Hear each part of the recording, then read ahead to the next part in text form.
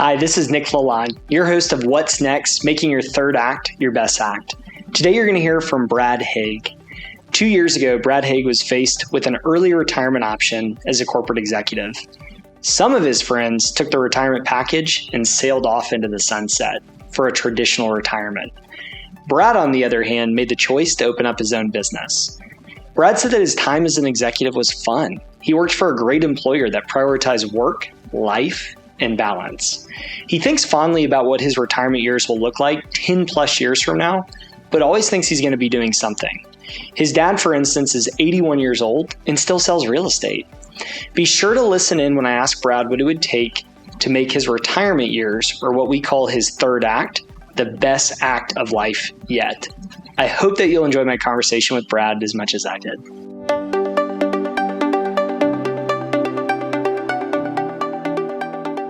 So Brad, one of the things that stuck out to me, and one of the reasons I was so excited to have you on the show, is most of the time when people are in their mid to late 50s, they start to think about pressing the brakes and tapping the brakes with their career, right? And thinking about what's next, potentially slowing down for retirement.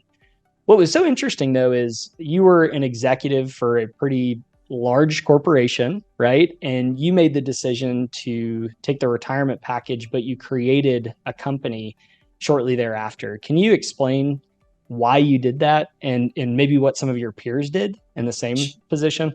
Oh, sure. So, I would definitely say tapping the brakes. I mean, I was going through that, and I did see some of my peers at that company that were ahead of me in age, ahead of me in tenure, and they did tap out. They did take the retirement around the age of 50, 55, 56. But I was going through the same, and so really at the time I assessed, one, it wasn't my reality to be able to retire at that age. But two, it was kind of like, well, I need something to keep me moving and create that momentum for the next 10 to 15 years. So I did take a career change and moved from corporate healthcare into a hospice role, and then spent a short term in there, but then realizing the business opportunity, not only for creating a business on my own, but also for serving the community and fulfilling a healthcare need for patients within the community. How did some of your friends that were 55, 57, maybe a little bit older, what did they end up doing? Well, so a couple of them just kind of stopped for a few years and really didn't do much. There was one friend of mine that I had who basically his kids were grown. He was an avid skier. He took a part-time job on the slopes just to get free skiing in. But it's sometimes retirement, at least it just depends on how you're wired. But some of them have gone into consulting within healthcare. But yeah, for the most part, it seems like a lot of us kind of hit that age where we're wondering what's going to happen the next, for the remainder. People worry, am I going to get bored, or do I have hobbies that'll fill the time? Do I have enough money to really retire safely, comfortably? And so there are a lot of challenges, that somebody goes through as far as the mental thought process. For mine, I still have kids that are fairly young. I have a 14 and a 16-year-old, and we have college to pay for, and I have bills to pay. So I knew that there's going to be something that I needed to do to continue to make money, while also building something. I'd always been fearful of starting my own business, and I'd always been in the corporate world. But that was something to kind of push through the fear, see what I could do, and it's learning every day. So other than money and financial security that Johnson & Johnson provided you, what else was missing when you left? For me, I was in a role where, I mean, it was customer facing, very people centric, but most of my career I had been working with sales, marketing reps, and sales development, people development. And then with my unique experience, I also worked with teams of nurses. And so there was a patient-centric application as well. And by the time, my last few years, it was all about contracting and analytics. And, I'm just not naturally wired to do that. So what I was missing was the time spent with my representatives out in the field. I didn't really like the travel in the later years, but I really enjoyed my time with them, not only in working with them, seeing their progress, but also even meeting their families. So it was a very unique culture I had with my team, and it really was the same little microcosm within our business unit at Johnson Johnson. Very euphoric, but it was very, very close knit, and that was kind of culture that I valued, I embraced, and that's kind of what I aspire to create here with this company that I have called Place at Home. And how long has Place at Home been open? So we started the process back in January of 2023, and then that takes a while to get licensing. We opened our doors in June of 2023, so we just hit the milestone of scratching the surface last month for 1 year.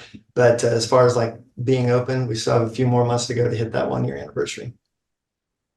Steve Harvey has one of the coolest YouTube videos I've ever seen. And anytime I've taken big risks in my life, right, I'm always reminded of this video. And he said, most people, right, they're looking over the edge of a cliff and they'll never jump because they're scared of what will happen. And he said, if you never jump, your parachute will never open. But he said, for the people who do jump, they find, right, it's really scary. They're falling, right? They don't think their parachute's going to open. And then, boom, the parachute opens. And these people start to soar. Yeah. So I think about that for you. It would have been very easy. You were, was it 53, 54 when you made this transition from Johnson and Johnson? Yeah. Just let's see, it would have been, I was 54 years old. It would have been Just really turned. easy for you in that moment to say, hey, I'm going to go find something that's safe, secure. I have this fantastic background, this fantastic skill set in corporate America.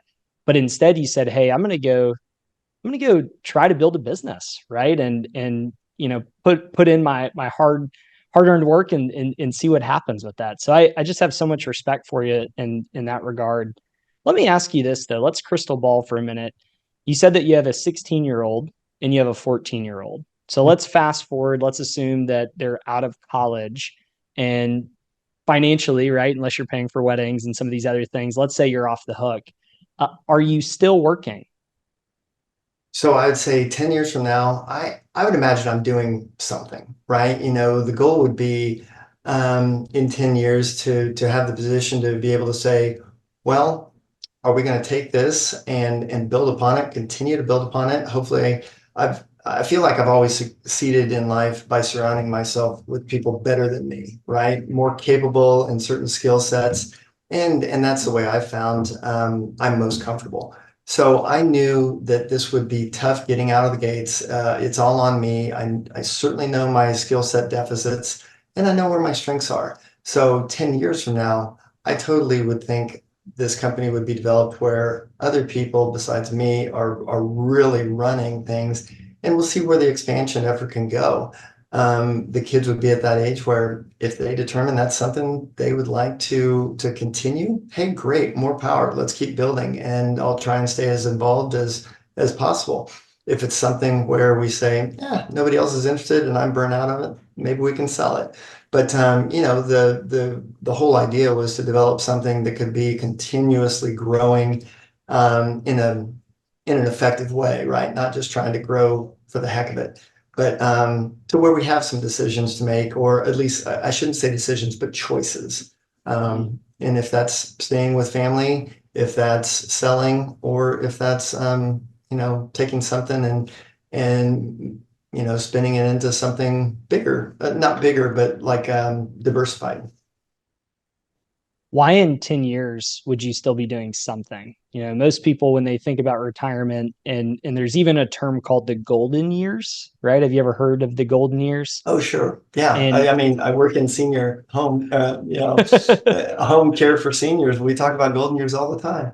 I don't know. It's one of those things that would be the goal. And my wife is younger than me, and so we kind of have the dream of retiring at the same time and being able to travel. And if our kids are living elsewhere, then we're able to just go wherever they are and visit. We probably aren't welcomed to live where they are, but it provides the flexibility. But then I'll tell you, my dad, he's 81 years old and he's still selling real estate. So you can do whatever you want. I have the uh, yeah, what gave me the idea of the in-home senior care is my wife's grandmother. And she was a business owner. Her husband started a company. And I can remember when she was 90 years old and still signing personnel checks. And my mother-in-law still works too. She's pushing 80. So yeah, if it's possible, and you're in business ownership, you can make it whatever you want and just know that you have to depend upon others to keep things moving effectively. Outside of a paycheck that's coming in, what do you feel like that's done for your family members who are 80 plus years old and still working? What do you mean as far as for them? Yeah, yeah. They're I mean, working. yeah, Also, is there anything positive that you've seen as a result of that? Sometimes I've like I had one person that was on the show, for instance, and he said, Nick, my dad worked until he was like 86 years old. And I felt like he aged really well as a result yeah. of that, right? There was lots of relationships that, he had through this. It gave him a sense of purpose. Have you noticed that in your own family members' lives? Oh, sure. Yeah. And that's, very, very fortunate for them. They're not in a predicament where they have to work. There are some people that are working in those years and unfortunately, things cost so much, healthcare costs so much, that some people don't have that choice to just stop. Even with government support, it makes it very difficult. My family members, they're in the position where they could retire, they could stop. But like you said, it keeps them moving. It keeps them active, busy, and gives them a sense of purpose. For my dad, we've tried to get him to retire for years, but the reality is, he was his efforts, his services were so appreciative, and his reputation.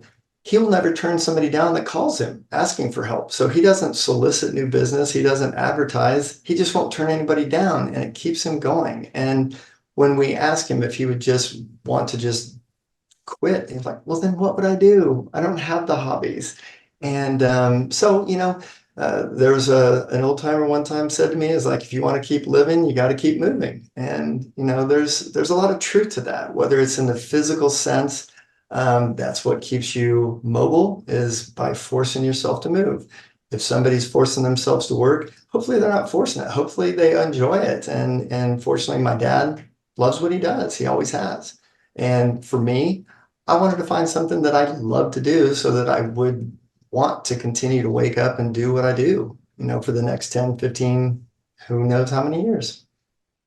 The people that I've seen have the best success in transitioning from their second to their third act of life, or as we call retirement, are Hmm. people that typically lived a balanced life throughout both. And what I mean by that is I see a lot of executives or maybe even business owners who are burning it at both ends. I mean, they're working 100-hour weeks and they want to retire no later than a certain date, whether that's 55 or 60, because there's a lot of delayed gratification they're waiting for. They're waiting to take the big trip. They're waiting to rent the villa, go on the cruise around the world. But it seems like the folks who make it a priority to have a work-life balance while they're working, they tend to have more tread on their tires and they tend to go longer, Sure. from what I see, right? Because they're not giving up play, to also work. And so I think there's this balance of constantly cycling between work and play. I think all of one can be really dangerous when it's all about work or it's all about play. And so I think sometimes we set up retirement to feel like, hey, it's this endless vacation, but that can be very dangerous. Yeah. Have you seen anyone that's maybe just gone on an endless vacation, or do you know anyone that's maybe had a good transition because they have had the balance? Well, I think it's, part of the preparation, right? So you're right. If you're a little bit more well-rounded, if you have the hobbies or the interests, for me, I have kids, and with that, it depends on how a person handles it, but there can be a forced work-life balance, right? And that's one that not only did I feel like I was surrounded. I mean, I was nonstop busy with family activity or with work.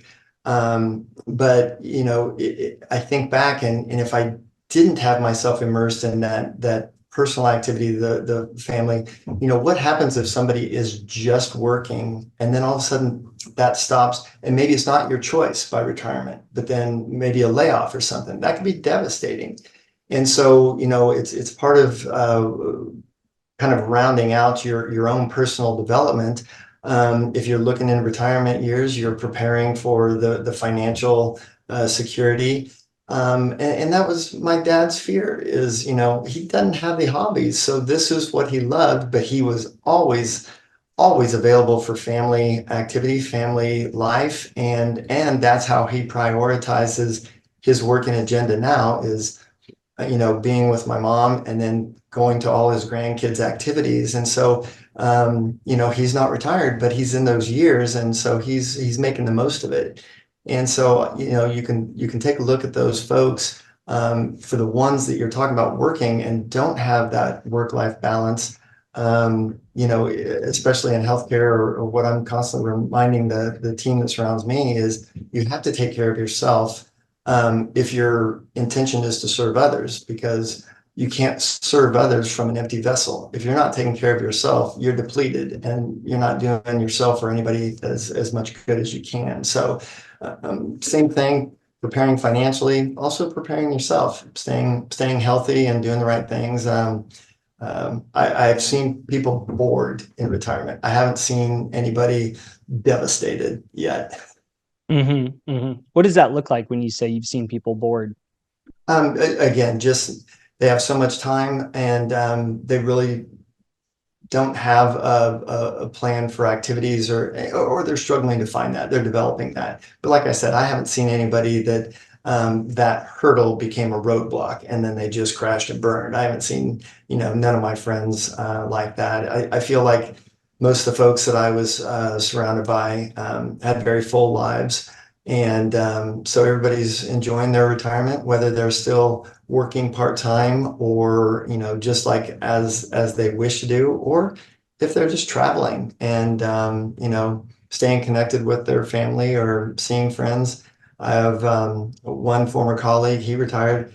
Boy, he travels everywhere with his wife. I love seeing the photos. So, that's kind of the goal that my wife and I have. And, you know, we'll see how it plays out. That's the intention.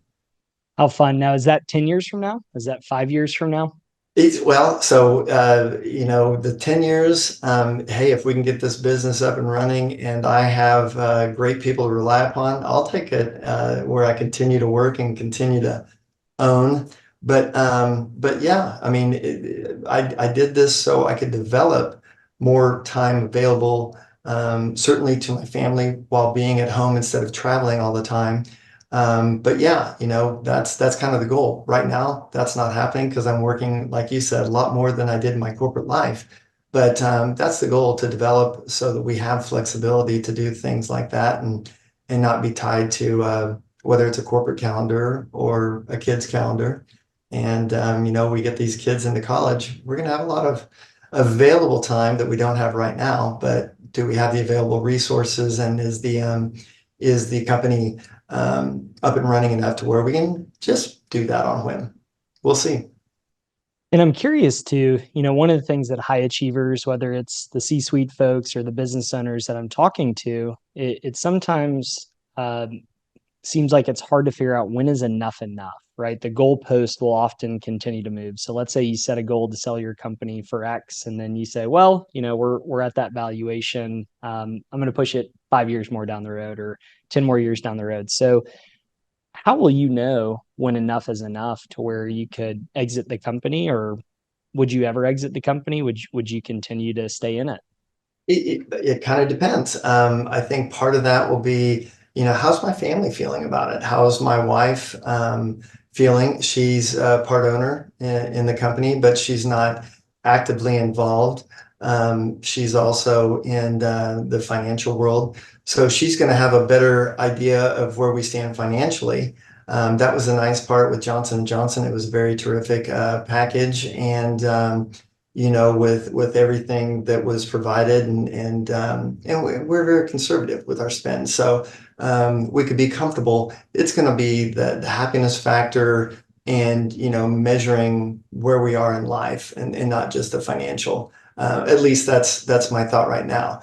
When you do have a comfortable income from a corporate employer like that, and then you jump straight into using your own personal finances to fund the business and then waiting for revenues to come in, that makes it tighter, and that changes a lot of behaviors within the household. So my goal would be to quickly get to the lifestyle that we're accustomed to, that my kids have grown up in. My goal for this whole thing was to not let them see any differences while we're going through this. But I can tell you my spending habits have changed over the last year. And so that's really what it'll be. It'll be a reflection or consideration for where we are with the family, what their interests might be, and that being the kids. But making sure that my wife and I are happy together, and not being dragged down by the anchor of a business that we have to run. So there's typically three acts of life that we're looking at. The first act is all about learning. So think about going to school, maybe grad school, learning in your first job. The second act of life would be about growing, building, accumulating. And then the third act would be finding fresh purpose and identity. And we've most commonly called it retirement, but I think really your third act is meant to cycle between play and work. And it's more than just the vacations, and it's more than just the extra free time. But if you were to think about where you're at in life, what act of life would you say you're in today? Boy, I would definitely say,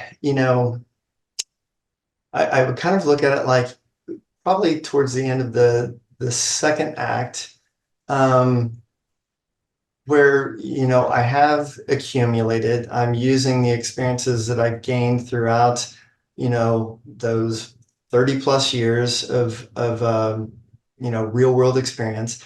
The third act for me, I do feel like I've finally found my sense of purpose. So with that, I intend for the third act to be continuing to work with this new sense of purpose while preparing for a greater third act that includes the ability to travel, to relax, to enjoy life with my wife, and to watch the kids grow. But I tell you, if you were to take the three acts, it's almost like the Olympic rings overlapping, because man, I'm going back to learning. I'm doing things that I never had to do in my corporate experience. The payroll, the finance, the analytics, things like that, that I always had somebody else, somebody smarter doing for me. So I'm even doing some learning stage one, but I would say it's right there between the stage two and stage three for me. How cool. Yeah, I find the high achievers never stop learning, right? I was talking to a guy in his 70s, retired from a big engineering firm, and just in his free time today, hops onto Chat GPT and researches AI and all these different topics for fun. Oh, I got So to tell you, and that's something I just learned about. Chat GPT is saving my butt when it comes to helping my kids with their homework, because I can't do it the way they're being taught in school. I'm like, what's Chat GPT have to say about this? Don't tell their teachers. I love it. I love it. Your secret is safe here. Hopefully their teacher doesn't watch this show. Well, no, the reality is they don't provide textbooks anymore, so I can go back and learn it. So I have to ask ChatGPT, how do you do this? So I don't give them the answers. I just learn how to do it from ChatGPT, and then I help them. I'm a big believer that our third act of life is poised to be our best for a lot of reasons. I think it's because we have the most life experience. We tend to have the most resources. Oftentimes we have newfound time. So at the point that you no longer have kids in the house and maybe go into their different activities, right? You may find that your schedule frees up a little bit. Um, what would it take though for the third act of life to be your best? Um, I think, in my perspective, it would be for it to really be the way you're envisioning it, because you have to understand that I'm surrounded by seniors. My life now is immersed in senior care, senior life, And there are a lot of challenges that come up that a lot of people don't think about, don't plan for. So for me personally, this is a lot of the learning for me, the discovery, if you will, so that I can identify, one, helping those folks that are going through some challenges, but then two, applying that to my own life to properly safeguard our family and to prepare for the unexpected, if you will. So for me, it's making sure I'm staying active, staying healthy, and being proactive in the things that need to be available for us financially, not only for healthcare, those costs are going to keep going up, but then also being able to physically be capable of traveling and doing the things that we want to do.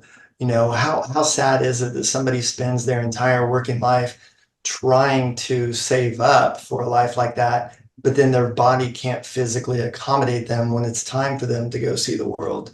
So, it's a little bit about preparation, and mental positivity, getting over the fear factor that you talked about, because that's a challenge for a lot of folks.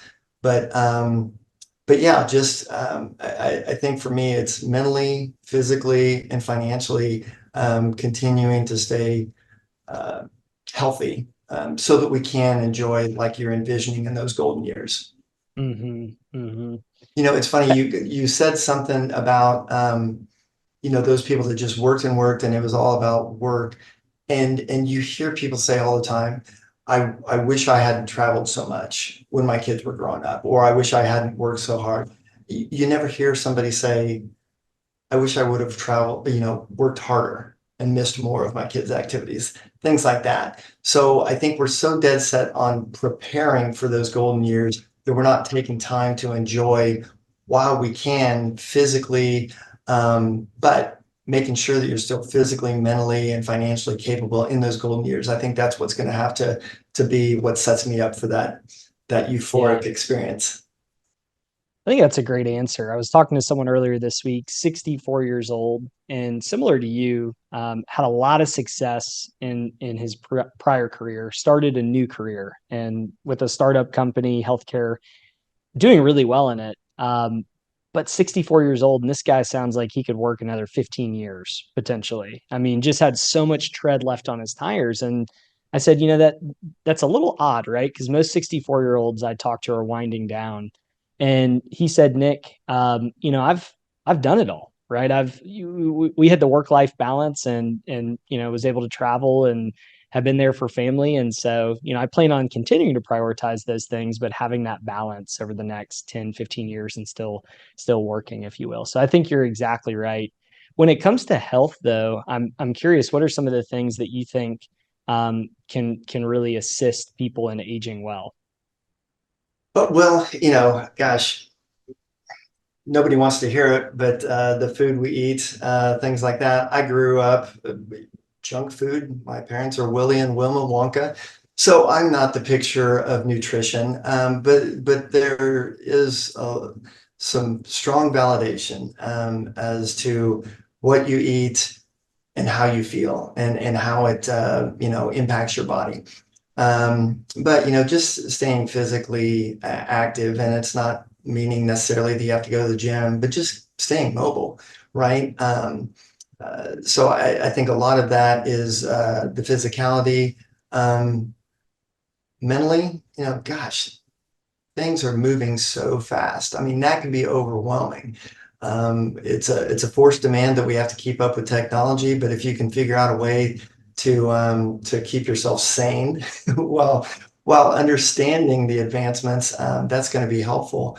But really, just like with anything, atrophy is catastrophic. And so, like you said, if you're constantly learning, trying new things, maybe you never painted before or tried to push yourself creatively, anything like that. But keeping the movement is what I strive, and that's goes for the people we work with.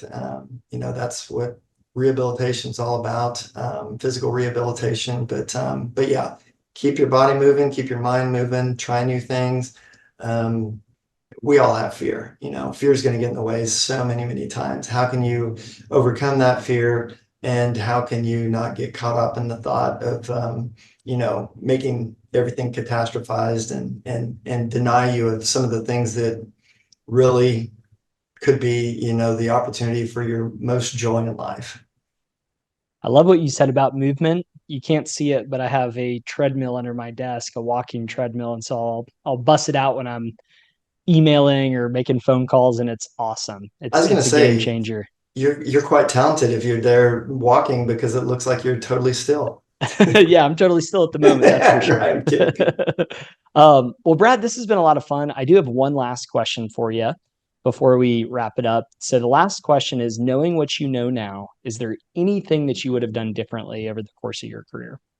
Oh, sure. I mean, gosh, you'd have to book us for another hour for me to try and come up with everything. Um, Doing differently. I mean, I think I would have probably um, taken on challenges or not, been afraid to take certain risks. Not that I was totally risk averse. I would say a lot of people would say I did take risks throughout my career, but there were probably more that I could have taken that would give me an earlier sense or a better sense of what I was really passionate about. For a few years there, I would say I'm like Martin Luther King's idiot brother Marvin. I don't have a dream. I don't know what my dream is. I'm just kind of trudging through, not checking the boxes, but just doing what I think I'm supposed to do and not really paying attention to what could create the passion for me. So I think, I don't want to say kicking the tires, but peeling the onion a little bit earlier in life to see what really could have evolved, and then also not have been afraid when experiencing certain outcomes that made me feel like I would fail if I tried to push that through to the next level. So yeah, there are a lot of things I'm sure that I could create a list for, but it's kind of like don't dwell on the regrets. It's kind of what's the word? Perseverate. So many people get caught up in pondering the regrets they have and thinking about the past and past mistakes. And then they get caught up and catastrophize in the future. And by doing that, you're never engaged in the present. So being a little bit more open-minded, being less fearful, and just being more engaged has helped me. Well, Brad, I'm really excited for you in your third act. You said you're right there, right in between the second and in third and moving into the third. And I do think this is going to be your best act of life for several reasons. So No, thank looking you. forward to watching your journey. And thank you so much for coming on the show today. No, thanks for having me. It was a pleasure.